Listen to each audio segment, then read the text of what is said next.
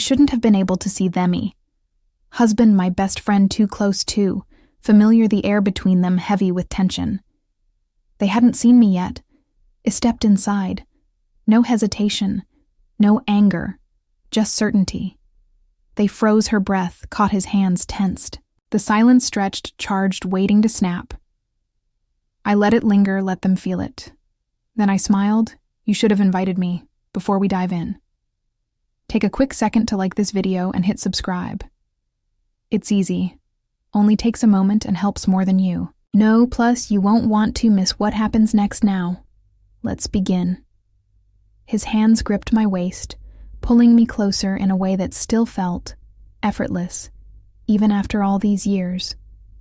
Like our bodies knew the rhythm by heart. His breath came in short, uneven, waves matching mine, heat still lingering between us. His lips brushed my skin, his touch firm, our movements instinctive. The rhythm built my body, tensing as a wave of warmth spread through me. His name left my lips in a breathless whisper before we collapsed, tangled in the moment. Hearts racing in sync, I exhaled. His arm draped over my stomach, warmth still lingering, my body hummed. But my mind was already drifting as I reached for my phone. The screen lit up a notification. Her name. I smirked, thumb hovering over the screen before opening. The app, a new post. My best friend posing in a sundress, her dark curls loose around her shoulders, the sun catching her smile just right. She always had this effortless confidence, the kind that made people stop and look. She really knows how to drive men crazy, I murmured, turning the phone toward my husband. You've always thought she was gorgeous, haven't you? He chuckled, tilting his head to glance at the photo, fingers stolidly tracing circles on my hip. Of course, he said, smoothly. Who wouldn't? I grinned, scrolling lazily. I bet she'd love the way. She'd probably agree. He said, the words landed so casually, so effortlessly, that they almost slipped past me, almost a beat of silence. My breath caught the warmth between us. She'd probably agree. Brushed off too easily. I turned my head slowly, searching his face for something. Anything that explained why he'd said that he just lay there completely. It teased his breathing. Steady eyes half lighted with lingering satisfaction. Wait, what? My voice was still light, still playful, but my mind sharpened like a blade. Has smirked, stretching eyes flicking back tome. Calm, too calm, nothing. He murmured, voice low, unreadable, just saying she's the type who notices things like it was obvious, like it wasn't a big deal. But something in the way he said it made my stomach tighten.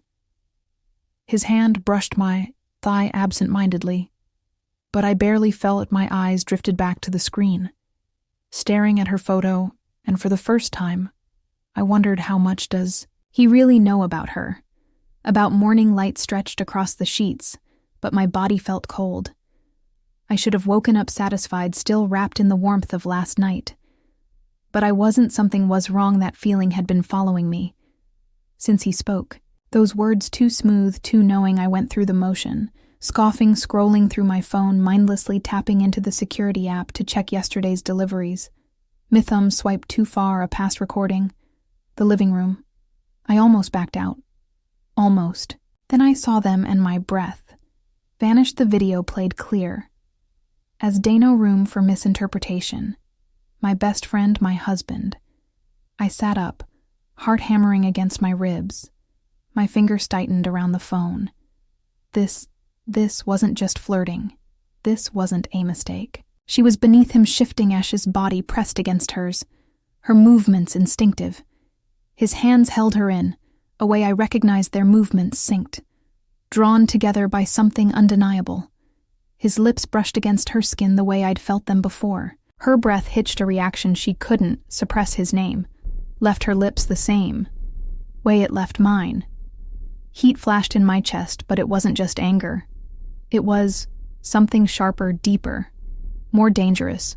I should have felt sick. I should have thrown my phone, screamed, sobbed. But I didn't. because my pulse wasn't racing.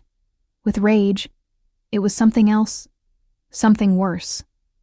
A tangle of emotions, jealousy, confusion, something I didn't want to name. Because as I watched, I saw what he saw, the way she melted beneath him, the way she gave in to him completely. Breath lost in the moment. A slow shiver ran down my spine. If I were in his place, what would I have done? The answer came. Before I could stop it, my breath hitched, a shiver running through me, unfamiliar, undeniable. I should have been broken, betrayed, but my pulse was pounding. For a different reason. I wasn't just watching, I was questioning. Everything. I should have felt sick. I told myself that over and over again the images were still burned into my mind, his hands, on her, their bodies moving together. The way she gave in to him, completely. I had seen it. I had watched. Every second, and still. I wasn't angry, that unsettled me more than anything. The jealousy was, there twisting inside me. But it wasn't sharp. It didn't make me want to scream. It made me want something else. Something. I couldn't name something I needed to understand. So I called her dinner. She showed a soft laugh in her voice. That's unexpected. I forced a smile into my tone. I just feel like we haven't had a real night together in a while. Just the three of us. Pause. Then I'd love that. The words settled in my chest. A slow, warm weight pressing down.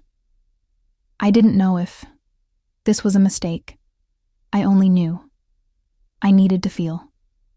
Whatever this was up. Close evening came, faster than I expected. The wine poured smoothly into glasses, deep red swirling against candlelight. I moved through the motions, laughing at the right moment, smiling when I should. But my pulse was thrumming beneath my skin. And then I watched them. I had already seen them together once, but not like this, not in front of me. Her laughter was effortless, her body language open. She touched him so naturally, a casual graze on his arm, a hand resting on his shoulder for just a second too long. And he was too, at ease, his head tilted toward her every time she spoke, his fingers absently tracing the rim of his glass while she talked.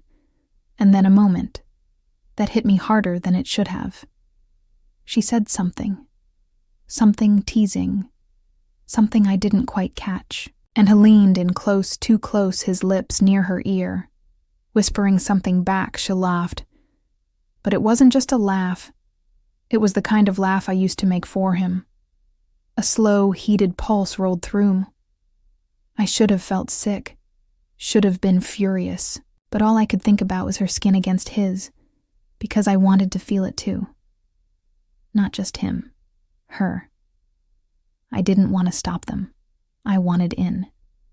When she finally left my mind, was already racing, the pieces were there, scattered in front of me, waiting to be placed together, the jealousy, the curiosity, the tension, the pull.